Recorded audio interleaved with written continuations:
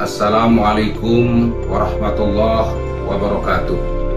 Bismillahirrahmanirrahim. Saya Haji Zamroni Aziz atas nama pribadi dengan penuh kerendahan hati menyampaikan permohonan maaf yang sedalam-dalamnya kepada seluruh masyarakat Indonesia, khususnya masyarakat Nusa Tenggara Barat, terkait dengan video yang beredar di kalangan masyarakat.